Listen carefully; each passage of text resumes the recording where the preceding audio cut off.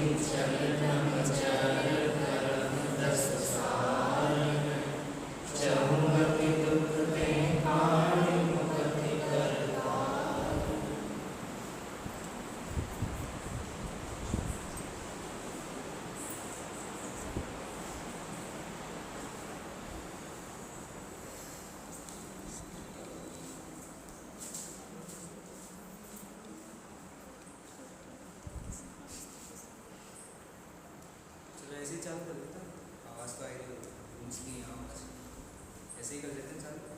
वैसे ही शुरुआत का जो प्रकरण है चालू करो चल रहा है। हाँ शुरुआत का जो प्रकरण है पहले का ही है, थोड़ी बहुत बातें कहनी है सुननी है सुनानी है। दान जब देते हैं तो दान देने पर संबोधन मिलता है। संबोधन कौन सा? जितनी की राशि उतने का संबोधन, उस हिसाब से संबोधन मिलता है। जो जितनी की राशि है जितना ज़्यादा दे उतना अच्छा संबोधन ऐसे देखा जाता है। कोई 5 लाख की दे तो उस हिसाब से उसको स्टेज पे बुला के जो भी सबके सामने नाम वाम करके, कोई करोड़ों में राशि दे तो उसका फिर उस हिसाब से भी सम्मान होता है, उसका नाम लिख दिया जाता है कहीं पर। अक्सर मंदिरों में मूर्ति भी नीचे ही प्रतिष्ठित होंगे उसके एकदम नीचे ही लिखा जाता है जिससे नज़र में आते हैं। तो ये सब गलत है, ये सब काम जो होता है ये गलत है। को सुनना है गलत है कि नहीं?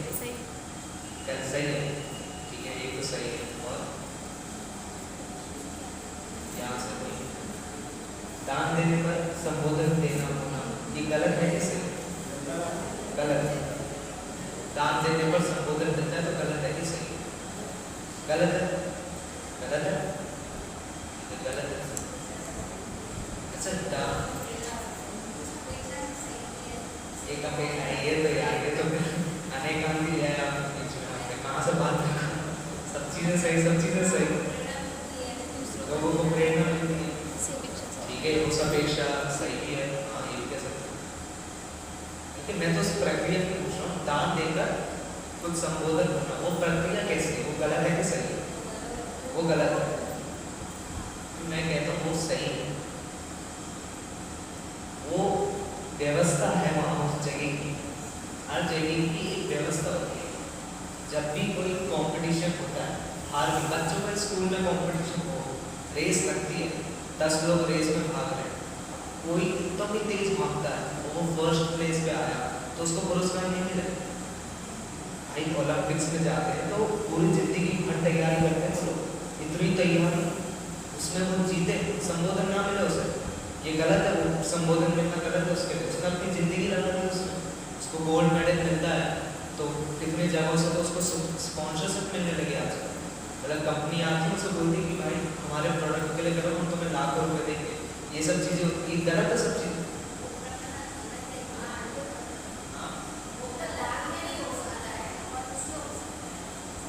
ठीक है वो भी बात सही है। मेरा कहने का मतलब ये है वो जो प्रक्रिया होती है कि जब दान देते हैं और दान जैसे मान लो किसी ने 1 लाख रुपए दिए और उसका संबोधन ऐसे हो रहा है कि उसको स्टेज पे बुला के उसका नाम बताया जा रहा है और कितनी उसकी संख्या नहीं लिखा जा रहा है, तो ये गलत है ही नहीं। क्योंकि ये व्यवस्था उस जगह की भाई राजा राजाओं के समय से चलती आ रही है व्यवस्था, उससे भी पुरानी व्यवस्था है कि जब भी कोई इंसान जैसा कार्य करता है उसको वैसे संबोधन दिया जाता है। अब किसी व्यक्ति ने दान दिया है, उसकी जैसी भी भावना रही वो दान देते हो, मान लो मान कषाय की भावना, एकदम नीच मान कषाय की भावना कि मेरा ऐसा ही संबोधन, तो उसका संबोधन हुआ, संबोधन होना गलत नहीं था, लेकिन उसने मान कषाय से दी वो बात गलत है, उसमें मैं भी कुछ नहीं कह रहा भाई उसने दी किस भावना से वो गलत है, लेकिन उसका संबोधन होना है, उसका संबोधन किया जाना चाहिए। क्यों? एक तो जिस व्यक्ति ने दिए उसको ऐसा लगना चाहिए कि चलो मैंने दिया है तो मैं आगे भी करते रहूँगी, देते रहूँ, उसके ऐसे भाव बने रहने चाहिए। उसको ऐसा नहीं लगना चाहिए यार मैंने अपनी मेहनत की कमाई से दे दी और इन्हें लेके हमें इग्नोर कर दिया, ये बात गलत हो जाएगी, फिर उसका मन नीचे बैठ जाएगा। तो एक उस अपेक्षा से देखा जाता है कि ये बस सही है, चीज सही है। दूसरी, दूसरे लोगों को प्रेरणा मिलती है, भाई जो लोग बहुत धनवान है वो धन अपना सही जगह पर लगाए, उनका सही जगह पर लगते रहे, उनको अगर नहीं पता कहाँ लगाना है तो वहाँ देते, दूसरों को देख लेते थे। अगर किसी ने एक व्यक्ति को देखकर ये सोचा यार इसने 1 करोड़ रुपए दिए, इतनी बड़ी संख्या इसने दे दी और मेरे पास भी है, मैं भी दे सकता हूँ, तो उसके भाव बन जाएंगे, वहाँ वो भी लिखवा देना, फिर चाहे मान के लिए लिखवाए फिर लिखवाए तो नाम तो करे। वो व्यवस्था है कैसे जो बनी रहती है। हमारे स्मारक में भी जब नवंबर, दिसंबर और जनवरी 3 महीने होते हैं, तो 3 महीने में हमें सांस्कृतिक सारे कार्यक्रम होते हैं, एक खेल सप्ताह होते हैं, सांस्कृतिक कार्यक्रम, बहुत सारे बच्चे आपस में एक दूसरे के साथ खेलते हैं, सब सीनियर और जूनियर सब एक साथ, मतलब जो 3rd ईयर में है, जो एकदम अंतिम कक्षा में 20-21 साल का, वो भी एक 11th के विद्यार्थी के सामने खड़ा होता है खेलने के। अब उसमें कौन जीते कौन हारे ये तो अंत में सबके सामने बताया जाता है ये बंदा जीता। तो उसमें भी जब उसको पुरस्कृत करते हैं तो हमारे जो भाई साहब है वहाँ पे प्राचार्य आदरणीय शांति जी भाई साहब, उनकी एक लाइन हमेशा फिक्स है, मतलब वो हमेशा उस चीज़ को बोलते हैं, आयोजन में प्रयोजन नहीं होना चाहिए, उनका हमेशा फिक्स है, वो हमेशा शुरुआत में यही बोलते हैं, आयोजन में प्रयोजन नहीं होना चाहिए। 2 चीज़ों की वजह से, एक जो विद्यार्थी जीता है वो उस बात में मान ना करे कि मैं जीत गया या मैं दूसरों से अच्छा, क्योंकि वो उसका प्रयोजन नहीं था। और जो विद्यार्थी नहीं जीता है वो दूसरों से प्रेरणा ले, लेकिन जीतने को भी अपना लक्ष्य ना बने कि मेरे को जीतना ही है या मेरे को सामने जाके मेडल लेना है या मेरे को सबके सामने पुरस्कृत होना है, वो अपना प्रयोजन उसे ना बने। इसलिए आयोजन में प्रयोजन नहीं भूलना, ये बोला जाता है वहाँ पर शांति जी द्वारा, सबको ऐसा संबोधित किया जाता है। दान नहीं होता है, संयोग होता है, संयोग होती है, संयोग हो रहा है, अच्छा आपने कुछ दिया और आपको वापस में मिल गया चीज, आपने दान दिया, आपको संबोधित किया जा रहा है, आपका सम्मान हो तो एक तरीके से, उसमें आप मान ला रहे हो बीच में, तो उसमें हमारी गलती क्या की गई। इसलिए दान के संबंध में कुछ अंतिम कल में आप में ऐसे विचार आए थे कि कुछ लोग ऐसा भी सोचते हैं यार दान तो दे रहे हैं, अभी कह रहे दान देने से मान नहीं होना चाहिए, लेकिन सम्मान सब जगह होता है, तो उसका क्या करना है, उसको थोड़े बोलने के भाव थे। तब त्याग हमने पढ़ा, तब त्याग के थोड़ा बहुत पाठ हो जाए। 2 भाई थे, 2 ब्रह्मचर्य भाई, 2 ब्रह्मचर्य भाई नदी के किनारे आए और उनको नदी पार करनी, तो नदी पार करनी थी और वहाँ उनके पास एक महिला भी आ गई, एक स्त्री आ गई, लड़की आ गई, और उसने बोला कि मुझे भी पार करना है इस नदी में। तो अब 2 ब्रह्मचर्य भाई थे, अब स्त्री भी आ गई वहाँ पर, तो एक का तो मन लगा, एक ने तो ऐसा सोचा कि नहीं करना है, ऐसे कुछ भी नहीं करना, वो फिर अपना जो भी देखते आसपास के लोगों से मदद ले। और एक दूसरा ब्रह्मचर्य भाई था, उसने स्त्री को, उसने उस महिला को अपने हाथ में लिया और उठा के नदी के किनारे ले गया। इसमें ये ध्यान देना कि किसने क्या किया, वो मूल बात नहीं आती, ठीक है, ऐसा। तो पहले जब दूसरा भाई ये कर रहा था, महिला को हाथ में उठा के लेके जा रहा था, तो पहले ब्रह्मचर्य भाई ने उसको बहुत मनाने की कोशिश की कि मत कर, मत उठाओ, अपने आप देख लेगी, कुछ हो जाएगा, मतलब दूसरा वाला भाई जो था उसने उसकी बिल्कुल नहीं सुनी, उसने जो किया उसको पार करके चला। फिर दोनों भाई ब्रह्मचर्य तो अपने गुरु के पास गया, गुरु से फिर पहले वाले ने पहले दिन ही बोल दी कि ऐसी ऐसी घटना हुई थी, और इस दूसरे ने उस महिला को अपने हाथों में उठा के और नदी के किनारे ले गए, ठीक है। दूसरे दिन हुआ, दूसरे दिन उसने फिर बोला ब्रह्मचर्य भाई ये पहले वाले ने ऐसे ऐसे किया है, और बोलते ना चुप्पी देने वाले उनका जो लक्षण होता है वैसे ही तो बार बार बोलते रहते हैं। तो तीसरे दिन भी हुआ, चौथे दिन हुआ, 5वें दिन जब हुआ तो 5वें दिन गुरु जी ने उन दोनों ब्रह्मचर्य भाई को बुलाया। जब जैसे उसने वो घटना बोली वैसे ही उस गुरु जी ने उस ब्रह्मचर्य भाई को बोला यार उस दूसरे वाले भाई ने तो स्त्री को वहीं छोड़ दिया, तो अभी तक पकड़ के बैठा है उस मन में। पहले वाले ने तो उसको उठाया और उसके किनारे छोड़ दिया, कुछ बोला नहीं, कुछ सोचा नहीं उसके बारे में। पहले वाले को ज़्यादा बोल रही थी, वो उसको पकड़ के बैठे, यार इसने कैसे पकड़ दिया, ऐसे कैसे कर दिया, उसको मन में बैठा के बैठे उस बात और ब्रह्मचर्य लेते हुए उस बात उसने तब त्याग कर ली। इस चीज़ को हमने देखा था कि मन में जब चीज़ बैठी हो तो उसका त्याग और तप अच्छे से नहीं किया जा सकता। आकुलता हमेशा बनी रहती है और आकुलता से भी पीड़ित व्यक्ति ना किसी चीज़ का त्याग कर सकता है, ना किसी चीज़ में, ना तब में अपना दिमाग लगा सकता। ठीक है, आज आकिंचन का दिन, 9वां दिन है आज। आकिंचन, आकिंचन का डिक्शनरी से अगर अर्थ देखें या डिक्शनरी में जो अर्थ मिलता है वो मिलता है अ प्लस किंचित, मतलब किंचित मात्र भी जिसके पास न हो, थोड़ा भी किसी के पास न हो, मतलब भिखारी, भिखारी को आकिंचन बोलते हैं। ये है सच्ची, आपको गूगल पे सर्च करना हो ना तो ये या तो बहुत गरीब या दरिद्र, दो शब्द ही आकिंचन के। ठीक है, ये व्याकरण सहित अर्थ, मतलब एकदम शब्दशः यही अर्थ उसका निकलता है अ प्लस किंचित। तो ये तो एक अर्थ हुआ व्याकरण से आकिंचन, आकिंचन का ये अर्थ तो सही है, हमको भी पता है भिखारी कैसे बोल सकते हैं। तो एक कहानी है गोपाल दास जी बरेली की, सबने सुनी होगी, घटना बहुत विशेष है, सबके अवगत होंगे, उनके नाम से संबंधित ये घटना है। तो गोपाल दास बरेली के समय पर वो वाद विवाद बहुत होते थे, वाद विवाद अन्य मतों के बीच में या जैनों में भी, जैनों से सामने अन्य मत खड़े होते और उनके बीच में वाद विवाद होता, और वाद विवाद भी ऐसे साधारण ऐसी सभा में नहीं लगता था, बीच चौराहे पर लगता था उस समय पर बात। क्यों? क्योंकि लोगों की संख्या हजारों में उस समय, वाद विवाद सुनने के लिए हजारों में लोग आते, विद्वान आते थे, सामान्य जनसंख्या आती थी, सब आते थे स्वाद विवाद सुनने, और फालतू में वाद विवाद नहीं होते, वाद विवाद होते थे तो उस उद्देश्य से कि हमारी शंका का निवारण हो। और जब अक्सर ऐसे होता था कि जब वाद विवाद होता था तो जो पक्ष जीतता था दूसरे पक्ष में बहुत सारे लोग तो उसी समय कन्वर्ट हो जाते।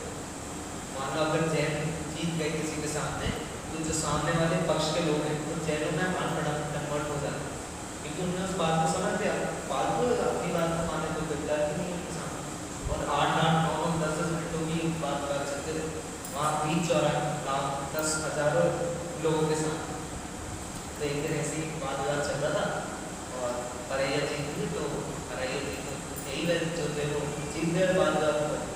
तो सामने वाला पक्ष ने कहा, उनने ऐसी टॉन्ट मारते हुए, हार का तो टॉन्ट मारते हुए उसने बोला कि जब जीत तो गए लेकिन आप वो तो अभी गोपाल के ही दास, उसका नाम क्या था?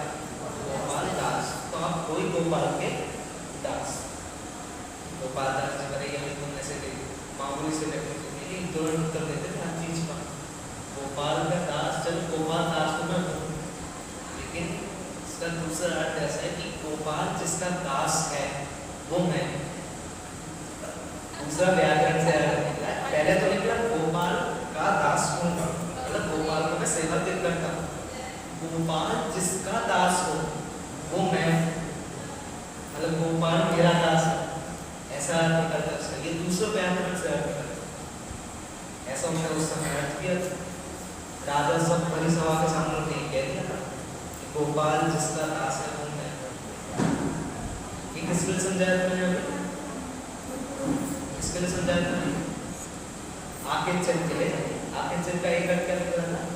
किंचित मात्र भी जिसके पास न हो, ऐसे भिखारी या दरिद्र को आकिंचन बोला जाता है। आकिंचन का दूसरा अर्थ निकला, जिसको किंचित मात्र भी चीजों की आवश्यकता न हो, जिसको किंचित मात्र भी चीजों की आवश्यकता न हो, ऐसा आकिंचन। जिसको किसी भी चीज की आवश्यकता न हो, ऐसा आकिंचन धर्म। इसका अर्थ दूसरा ये निकलता है, जो जिसको किंचित भी चीजों की आवश्यकता न हो। तो पहले अर्थ में तो जिस गरीब को संबोधित कर रहे थे उसको तो जरूरत पड़ रही, वो तो गरीब नहीं, लेकिन जिसको किंचित मात्र चीजों की आवश्यकता न हो, तो ऐसे मुनिराज, ऐसे विज्ञानी जिन्हें हम कहते हैं, जिनने सब चीजों का त्याग किया है, जिनके आकिंचन धर्म प्रकट है, ऐसे आगे चलकर दूसरा उदाहरण निकलता है। व्याकरण से ही कुछ बनाया हुआ है, ये सब व्याकरण से ही ऐसे होता है। तो आकिंचन धर्म क्या होता है? अभी बताया कि जब पर से हट जाना आकिंचन धर्म होता है। पर से बुद्धि को हटा देना है, पर से हट जाना। पर से क्यों हट जाना? बहुत परिग्रह होता है, पर में जाओ तो बहुत परिग्रह होता है, बहुत परिग्रह से नरक आदि बनती है। तो बहुत परिग्रहों से या बहुत चीज़ों से अपनी दिमाग को निकाल देना, ऐसा आकिंचन धर्म है। और आकिंचन धर्म में अक्सर परिग्रह की चर्चा, परिग्रह की भेद बताते, परिग्रह की मुद्दा चर्चा। परिग्रह के कितने भेद? परिग्रह के 24 भेदों के भाई साहब को इतना अच्छा वर्णन किया है ताकि 24 तीर्थंकर वंदना लिखी है, इसलिए वंदना जिला कहते हैं। जो आपकी पुस्तक है ना, ये वाली 12 भावना वाली, इसमें 12 भावना दूसरे में लिखी, पहले वो जिनेन्द्र वंदना लिखी, 24 तीर्थंकरों की वंदना, उसको एक देखते हैं। 2400 परिग्रह रहे, 2400 जिनराज, 24 परिग्रह रहे थे जो, ऐसे 24 जिनराज, 24 की 24 तीर्थंकर हर परिग्रह से रहे तो नहीं, लेकिन अब क्योंकि छंद बैठाने और थोड़ा ऐसे बैठाने के लिए जिससे 24 तीर्थंकर का स्वरूप भी पता चल जाए, 24 परिग्रह क्या होते हैं ये भी समझ में आ जाए, इसलिए उसको हर एक तीर्थंकर में हर एक परिग्रह को ले लिया। तो पहला परिग्रह कौन सा? पहले हम परिग्रह के 2 में अंतरंग पहले, ठीक है, अंतरंग को हम पहले लेंगे। अंतरंग परिग्रह कौन सा? सबसे पहला मिथ्या, उसमें ही 24 तीर्थंकर की वंदना में सबसे पहले तीर्थंकर कौन से? आदिनाथ भगवान। श्री आदिनाथ अनादि मिथ्या मोह का मर्दन किया, आनंदमय ध्रुव धाम निज भगवान का दर्शन किया। श्री आदिनाथ, आदिनाथ भगवान अनादि से चला आने वाला मिथ्या उसका मर्दन किया, यानी नाश किया। उससे क्या हुआ? भगवान का दर्शन, निज भगवान का दर्शन, आनंदमय ध्रुव धाम निज भगवान का दर्शन किया। दूसरा परिग्रह कौन सा? 24 से दूसरी परिग्रह आ गई पहली कषाय, तो दूसरे स्थान पर या दूसरे से आगे लेते हुए 5 तक 4 कषाय, मिथ्यात्व, क्रोध। दूसरे तीर्थंकर कौन से? अजितनाथ, जिन्हें अजित जीता क्रोध निज आत्मा को जानेगा, उसमें भी क्रोध का वर्णन कर दिया गया।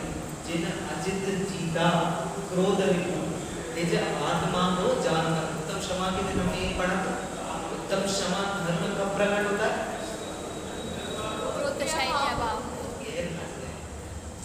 उत्तम क्षमा धर्म प्रकट होता है, उत्तम क्षमा धर्म के अभाव में क्रोध प्रकट होता है। मतलब आत्मा का ज्ञान करो तो उत्तम क्षमा धर्म आ जाएगा, से क्रोध का अभाव हो जाएगा।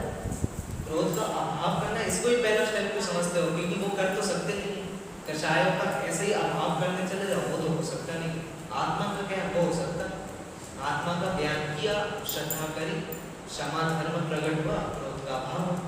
वही है जिन अजित जीता क्रोध रिपु निज आत्मा को जानकर। तीसरा कौन सा है? तीसरा परिग्रह दूसरी कषाय तो मान, और तीसरे तीर्थंकर संभव असंभव मान मानव धर्ममय धर्मात्मा, तुमने बताया जगत को सब आत्मा परमात्मा। संभव असंभव मान माधव धर्ममय धर्मात्मा, मान के अभाव हो गए होंगे, तुमने बताया सब जगत को सब आत्मा परमात्मा। इसका यह अर्थ मत लेना कि मान के अभाव में उपदेश दिया, लिखा है ऐसा कि हितोपदेश जो प्रकट होते उस गुण के बारे में लिखा है। चौथा परिग्रह मायाचारी। मायाचारी किसके अभाव में प्रकट होती है? उत्तम क्षमा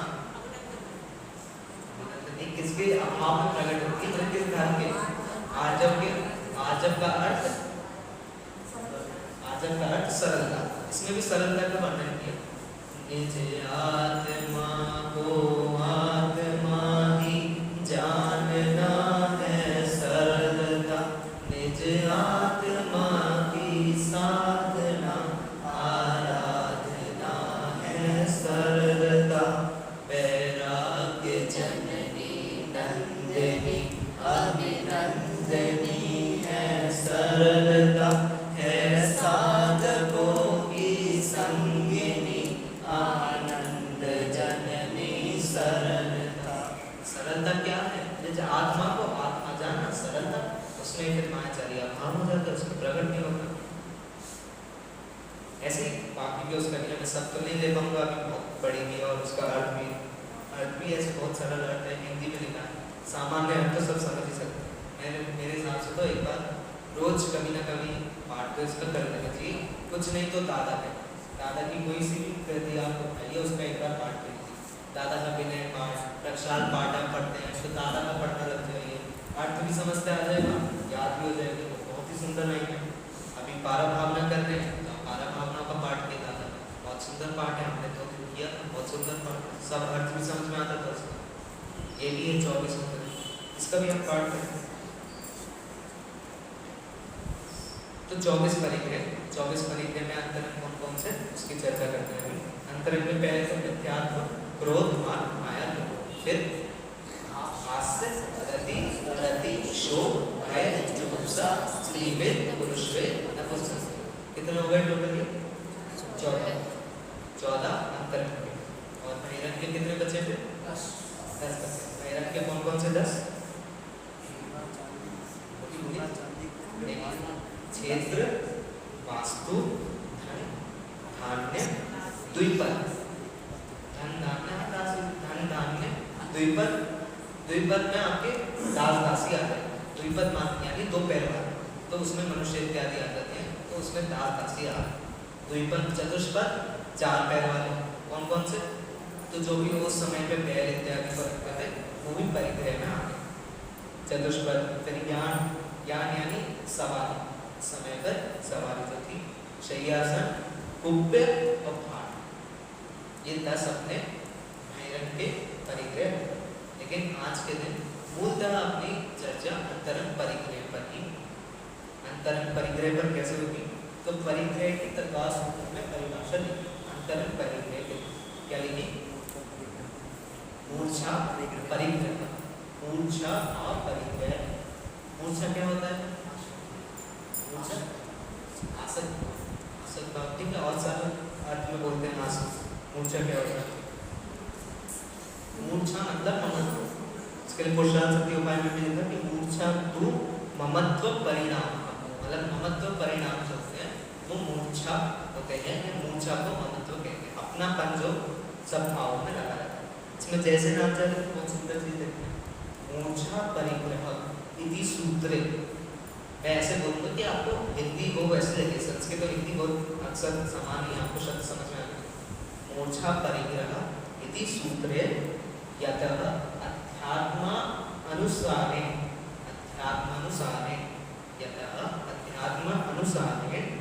मूर्छा रूप राग परिणाम अनुसारे परिग्रहो भवति, न च बहिरंग परिग्रह अनुसारे। हल्का हल्का तो कुछ अनुसारे मूर्छा परिग्रह इति सूत्र। मूर्छा परिग्रह इति सूत्र मतलब मूर्छा परिग्रह, ये सूत्र क्या बोलता है? यथा अध्यात्म अनुसारे, अध्यात्म के अनुसार, यथा अध्यात्म अनुसारे, अध्यात्म के अनुसार मूर्छा रूप राग परिणाम अनुसारे। मूर्छा भाव जो होता है वो राग अनुसार होता है, राग द्वेष अनुसार होता है, या राग द्वेष का रूप है मूर्छा भाव। मूर्छा रूप राग परिणामे अनुसारे परिग्रहो भवति, और ऐसा ही परिग्रह भवति मतलब होता है, ऐसा परिग्रह होता है। न च बहिरंग परिग्रह अनुसारे, बहिरंग परिग्रह के अनुसार नहीं होता परिग्रह। मतलब परिग्रह की मुख्यता किसमें? भावों में परिग्रह की मुख्यता रहती है। अंतर में जो राग रूप भाव होते हैं, राग और द्वेष रूप भाव भी परिग्रह में आ जाते हैं। राग रूप भाव, द्वेष रूप भाव की चर्चा अंदर में ममत्व भाव तो सब ममत्व तो सब जानते हैं, मेरी होना ये चीज इस चीज का मेरे होना, ये मेरी है ये चीज, ऐसे जो भाव होते हैं वो ममत्व भाव होते हैं। तो जब भी अक्सर अकर्तावाद जैसे सिद्धांतों की चर्चा आती है तो उसमें ममत्व भाव का ही सबसे पहले निषेध है कि ये मैं करता हूँ, ये मेरे द्वारा ये किया जाता है, ये मैं कर सकता हूँ, मैं कुछ नहीं कर सकता, ऐसे परिणामों के अभाव में ही चर्चा आती है। ममत्व परिणाम ये परिग्रह होते हैं। ममत्व परिणाम की कैसे, एक उदाहरण लूँगा मैं। एक घर है, या एक घर नहीं, अपना ही घर लेगा, अपने ऊपर ही घटा। घर में दो भाई हैं, दो भाइयों के बीच में बहुत तगड़ी लड़ाई है। अक्सर हो जाता है दो भाइयों के बीच में लड़ाई हो, छोटे और बड़े भाई के बीच में लड़ाई हो। छोटे बड़े भाई के बीच में इतनी देर लड़ाई हुई कि दोनों ने एक दूसरे से नई बात करने गई, एक तरीके से मान लो नियम है कि मैं तो इससे बात करूँगा ही, कुछ भी हो जाए, ये मेरे पास आ भी जाए तब भी मैं इससे बात नहीं करूँ। सालों साल गुजर गए, 10 साल 20 साल गुजर गए, दोनों भाइयों ने एक दूसरे से बिल्कुल बात नहीं करी, बिल्कुल भी उनके बीच में कुछ भी नहीं। लेकिन एक दिन बड़ा भाई जो था उसकी अकाल मृत्यु से समझते बोला जाता है कि जब काल से पहले मृत्यु आनी हो तब उसको अकाल मृत्यु कहते हैं। तो उसकी बड़े भाई की अकाल मृत्यु हो गई। अब छोटे भाई के कैसे परिणाम होंगे और कैसे होने चाहिए, इन दो बारे में आपको बताऊं। पहली चीज तो कैसे होंगे ये नहीं कोई बता, छोटे भाई के बड़े भाई की मृत्यु की खबर सुनने के बाद कैसे परिणाम होंगे ये कोई तो बता। कैसे होगा?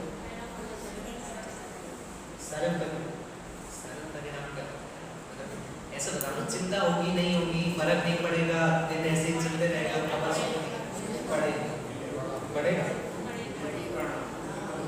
पढ़ने वाले राग वाले परिणाम कैसे होने चाहिए, कैसे होने चाहिए, कैसे हो रही है तो बता, कैसे होने चाहिए। लड़ाई हो गई थी बीच में, 20 साल तक बात नहीं करी। अब दो व्यक्ति जब 20 साल तक बात नहीं करेंगे तो द्वेष रूप परिणाम बीच में है, तो कैसे परिणाम होने चाहिए थे मृत्यु पर? या तो सदा वो तो कैसे हो रही है इसमें आ गई, कैसे होने चाहिए ये क्या है,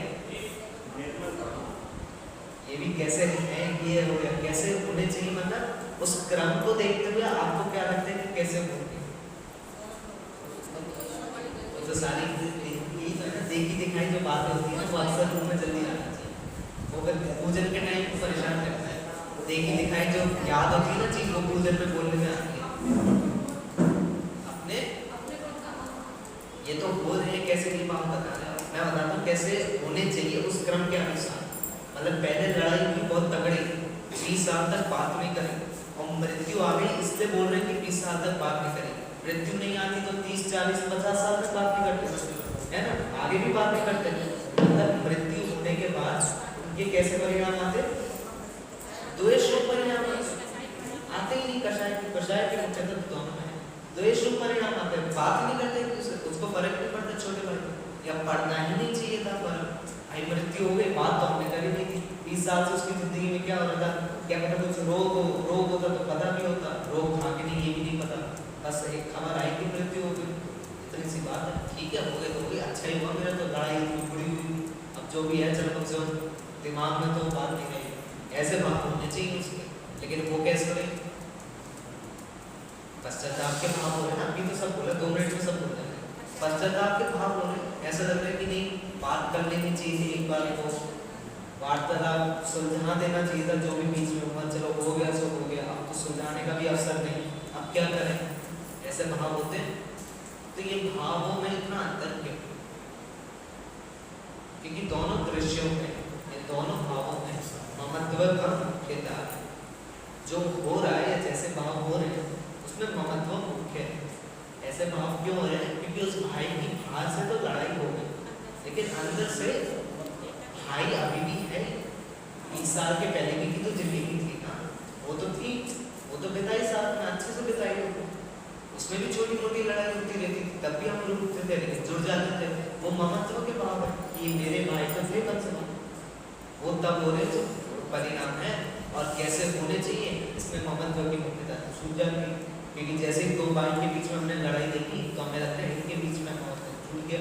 अब एक अक्सर बोलते भी ऐसे ही है कि वो मेरा भाई, मैं तो उसको भाई स्वीकार ही नहीं करता, मैं छोड़ ही मैं तो मानूंगा ही नहीं वो भाई है, चाहे खून का रिश्ता हो ना हो मैं तो मानू ही ना भाई, ऐसे तो बोलते ही। तो उस अनुसार ये परिणाम होने चाहिए, नहीं हो रहे, क्योंकि वो ममत्व अभी भी है, मेरापन उन दोनों के बीच में हमेशा है। ये अक्सर परिंद्र के साथ बना है, अक्सर हर चीज़ों के साथ। कोई सेठ होगा, उसके घर पे बहुत सारी पैसे रखे होंगे तिजोरी में, वो बाहर कहीं चले जाए तो फिर भी मन में उस तिजोरी के बारे में तो ख्याल रहते हैं ना हमेशा, कितने पैसे हैं, कहीं चोरी ना हो जाए, उसके पीछे सिक्योरिटी, वो मम्मत तो लगा रहता है उसका। मम्मत तो इतना गहरा होता है कि उसके भाव भी निरंतर आते रहते हैं। इसलिए बाल बोध में जब देव दर्शन वाला पाठ आता है, तब देव दर्शन की विधि बताते हुए सबसे पहले मंदिर में जाने से पहले क्या बोलते हैं, सब बोलते हैं। और अर्थ क्या होता है उसका, ये तो वो वैसी किताब वाली है, मतलब इनको ही किताब वाली नहीं पसंद, और इनसे पूछो तो ये भी वैसे मतलब आपसे मेहनत करवाते हैं, खुद नहीं करते। परिभाषा ऐसी कि जो घर का काम है उसको घर पे छोड़ के आओ, मंदिर में 5 मिनट आए तो मंदिर में लगो, घर के काम यहाँ मत लाओ। मतलब नमोकार मंत्र पढ़ रहे हो तो तुम्हें ये याद नहीं आना चाहिए कि मैंने गैस खुली छोड़ी थी कि बंद कर दी है, और ये याद ना आना चाहिए कि मेरे पीछे कोई दुकान पे आया तो नौकर सामान पा रहे नहीं सामान पा रहे, ऐसे भाव नहीं आने चाहिए, इसलिए नहीं सही बोलते। सब सांसारिक कार्य को छोड़ के ये सब तो ठीक है, वो तो बैठी रहना है जो हो सो। फिर मंदिर में तो पारंपरिक जो चल रही है एक दूसरे के बीच में सामाजिक सारे कार्य सब यही होते हैं। मंदिर सब चीज़ें आसपास की सारी खबर न्यूज़पेपर पे आई हो नहीं हो, मंदिर में तो आई जाती है, दीवारों में घुस जाती है, किसी के घर क्या पड़े। इसलिए ये ऐसे ममत्व का स्वरूप रहता है। फिर ममत्व में बोलते भी है कि आप अभी जहाँ बैठे हो, आप अभी जहाँ बैठे हो उससे ज़्यादा जरूरी तो ये है कि आपके मन में अभी क्या बैठा है। तो प्रवचन में तो सब बैठे हैं, लेकिन बैठा कोई नहीं है प्रवचन में, मतलब प्रवचन में तो सामने सब हैं, सब बैठे हुए मेरे सामने, लेकिन मन कहाँ बैठा है ये तो मन जाने फिर कहाँ लगा हुआ है। ऊपर में भक्ति कैसी हुई, क्या लाई थी, कल स्कूल की छुट्टी होगी कि नहीं होगी, कल खाने में क्या बनाना है, कल तो टेंशन ही नहीं करनी हमारी, तो दूसरों की करनी, कल खाने में क्या, कल क्या बेचना है, कल परसों यात्रा होगी, उसकी यथ यात्रा निकलेगी, रथ यात्रा या रथ यात्रा, वो कैसे निकलेगी, तब क्या करना, क्या इंतजाम करना, वो सब अभी चलते हैं भाव में, वो मन के भाव है। फिर परिग्रह उन्हें भी कहते हैं, परिग्रह के एक और सूत्र आता है, तत्व सूत्र, 7वें अध्याय का 7वां सूत्र है, मन बात मनोज्ञा मनोज्ञ, किसको याद है पूरा सूत्र, मनोज्ञा मनोज्ञ नहीं याद, मैं बोलता हूँ, मनोज्ञा मनोज्ञ विषय राग द्वेष वज्राणानि पंच। हिंदी में सरल अर्थ, मन में रहने वाली चीज या मन के पसंद की चीज और जो मन में पसंद नहीं, ऐसी 2 चीजें इंद्रिय, 5 इंद्रिय के विषय, सारे 5 इंद्रिय के विषय, जो भी 5 इंद्रिय के विषय नहीं पसंद हो और पसंद हो, उनमें राग द्वेष करना वो परिग्रह है। राग द्वेष करना परिग्रह है। राग तो सब पहचानते हैं, सब परिचित है राग से। राग परिग्रह कैसे, ममत्व कि पैसे पसंद है और इकट्ठे करने, ये राग भाव है, तीव्र राग के भाव है, परिग्रह है।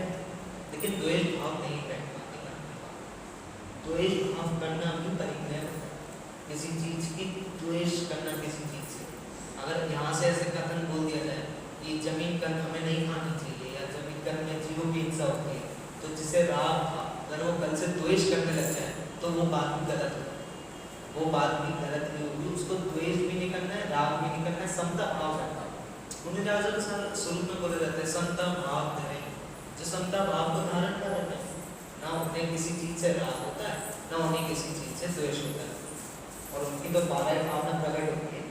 तो अनित्य भावना या शरीर का जब भी बहुत परिवर्तन आता है कि शरीर कितना मलमूत्र रूप है, इसके छूने स्पर्श मात्र से ही और भी चीजें बिगड़ जाती हैं।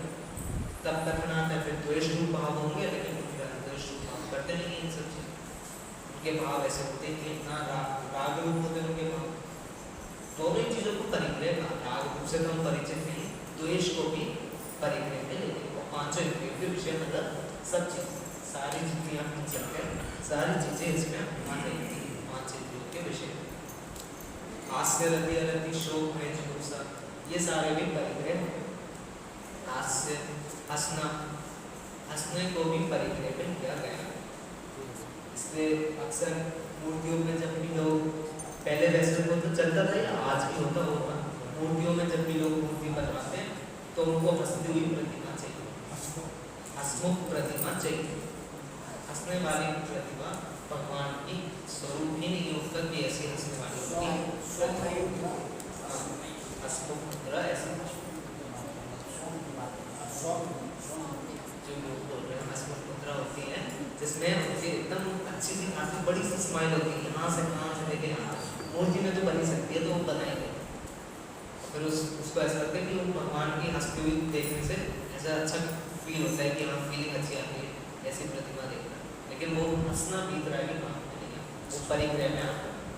हंसने वाली फिर मूर्ति बनाने से परिग्रह का निर्देशक है, मतलब या तो वो भगवान बीत रहा ही नहीं है, और या तो अगर बीत रहा है तो हंसना नहीं होता, सीधे साधे से बात कर सकते। भाई परिग्रह में त्याग तो अपने आप ही हो जाता है ना। बाह्य परिग्रह का त्याग अपने आप ही हो जाता है, होता है कि नहीं? आया ना तो बोल दो यार, मेरे को पता तो चले। हाँ यार बोलता नहीं है तो नहीं बोल दो यार, मैं आगे बढ़ूँ, फिर बाहर की चीजों का त्याग अपने आप हो जाता है ना। नहीं होता, पक्का नहीं होता।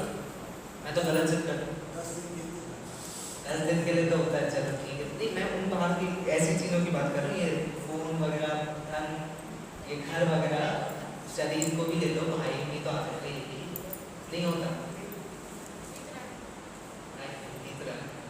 जब तक नहीं हो जब तक त्याग नहीं। यहाँ मैं वस्तु की अनित्यता की बात कर, त्याग अपने आप हो जाता है, मतलब जब मरते हो तो अपने आप छोड़ देते हो। त्याग का मतलब एक छोड़ना भी तो है ना, व्यवहार में त्याग को छोड़ना भी कहते हैं। तो जब मरते हो तब छोड़ जाते हो। अनित्य भावना बहुत सुंदर लिखी है दादा की, तो पाठ करेंगे पर उसके पहले कहीं कर देते, बहुत सुंदर उसका अर्थ भी पता है। चलना स्वर्णिम छटासम क्षणिक सब संयोग है, पद्म पत्रों पर पड़े जल बिंदु सम सम भोग है, सानिध्य कर लालिमा सम लालिमा है भार की, सब पर पड़ी मनहूस छाया विकट काल कराल की। बस दूसरे करेंगे तो उनका विषय मैं तो ज़्यादा नहीं ले सकता, समय भी निश्चित ही रहता है। ठीक है, जल बिंदु सम सब भोग है, पद्म पत्रों पर, पत्तों पर जो जल के बिंदु गिरती है, बूंद गिरती है, तो वो बूंद जब तक जब उस पत्ते से नीचे तक ना गिरे उतने क्षणिक है सारे संयोग। बस दूसरी लाइन में आप तो यही समझ लो काफी। कैसे क्षणिक है? आए चले गए, इतने क्षणिक होते हैं। मनुष्य की आयु कितनी लंबी होती है, कितनी बड़ी होती है, ये तो कर्णानियों की अपेक्षा तो नहीं कहने वाली है। बस एक चीज, एक उदाहरण इसमें बहुत प्रचलित है। एक पत्थर लो और एक पत्थर को हवा में फेंक दो बहुत तेज, जितने समय में वो पत्थर हवा में ही रहेगा, जब तक नीचे नहीं छुएगा, उतने समय का रहता है मनुष्य का। उतने समय के समान है मनुष्य काल अन्य जीवों की अपेक्षा। तिर्यकों की आयु सागरों में, देवों की आयु सागर, नारियों की आयु सागर, पंचम गर्मी के मनुष्य की 150 और से बहुत 120 या उससे कम हुई तो होती है, ज़्यादा लंबी 80 80 बहुत है, 80 बहुत। क्योंकि बाद में से ये 80 के बाद जो व्यक्ति जीवित होता है वो उसका शरीर ही वो होता है कि वो खुद ही बोलता है कि नहीं होना जीवित भी एक समान है। उसको जितना दुख होता है 80 साल के बाद, असली मानता हूँ मनुष्य की आयु होती है छोटी सी, वो कर्म भोग वालों की कितना उसकी तीसरे चौथे काल वाले की तो बात नहीं कर रहे, पंचम काल की कर उतनी छोटी, बस इतनी क्षणिक रहती। फिर पर पदार्थ या पदार्थों के संयोग की बात करें तो अच्छा, एक तो सवाल मिलते कैसे हैं पर पदार्थ, मिलते कैसे हैं? पुण्य पाप से मिल जाते हैं, जो पदार्थ जैसा हो या जब भी जैसा मिले पुण्य पाप के संयोग से मिल जाता है। अभी प्रश्न भी आता है क्लास में, वो पूर्ण पाठ मूल्यांकन तो करेंगे, नहीं याद दिला देता, बोल देना क्लास में क्या था वो प्रश्न क्या था? पुण्य पाप के संदर्भ में जब चर्चा उठाई थी, पाप के उदय से या दुख के उदय, दुखी हो रहा है पाप के उससे, तो होने पर पाप हो रहा है, पाप होने पर दुख हो रहा है, सिंपल रहना चाहिए। और फिर उसको सुख में भी ले लो, सुख ले लो और पुण्य लगा लो तो पाप एक ही हो गया। पदार्थ भी ऐसे पुण्य पाप से मिल जाते हैं, लेकिन पदार्थ पुण्य पाप से नहीं, पदार्थ मिलते हैं अपनी योग्यता से। जिस पदार्थ को जब आना होता है वो तब अपनी योग्यता से आता है। जब उधर जिस चीज का हो उस हिसाब से वो पदार्थ दिखाई दे। अगर उदय पुण्य का है तो वो पदार्थ अच्छा दिखेगा, अगर उदय पाप का है तो पदार्थ बुरा दिखने लगता है। वही एक पदार्थ की दो अलग अलग दिशा, जैसी दृष्टि जैसा उदय वैसा पदार्थ। वही हवा जो गर्म हवा होती है, गर्मियों में बेकार लगती है, सर्दी में लग जाए तो स्वर्ग हो जाता है। और फिर वही ठंडी हवा सर्दियों में लग जाए ठंड लग जाती है, गर्मियों में लग जाए तो स्वर्ग हो जाता है। पदार्थ एक चीज, दो अलग अलग चीजें तो हो नहीं सकता सबके लिए, लेकिन अनुभव जैसा उसको हो रहा है वो अलग हो सकता है। तो जिस चीज का जब उदय होता है, पुण्य का उदय तो हो गया, अच्छी लगने लगी, पाप का उदय तो नहीं लगने लगी। इसलिए पुण्य पाप से मिले हुए जो चीज जिसके द्वारा मिली जाती है वो उस चीज को लेकर ही जाता है। जो जिस चीज को जो दे रहा है वो उस चीज को वापस लेकर जाता है। उधारी देते हैं तो उधारी लेते भी जितने दिए उतने वापस देते। कर्म के उदय से जो भी चीजें आई वो कर्म के साथ ही चले जाए, ना किसी के लिए रुकी ना किसी के लिए रुकी लेगी। सिंपल सा फॉर्मूला है, जगत में भी आप देखते हैं जो चीज़ देता है उस चीज़ को हमेशा मांगता है, नहीं मांगता छीन के ले जाता है। कर्म भी ऐसे ही होते हैं। फोन मेरे पास अभी है, जब तक कर्मों का उदय रहेगा वो फोन रहेगा। जिस दिन वो पुण्य का उदय खत्म हुआ उस दिन वो फोन अपने आप ही टूट के गिर जाएगा। पुण्य का उदय पाप का उदय एकदम बिगड़ जाता है।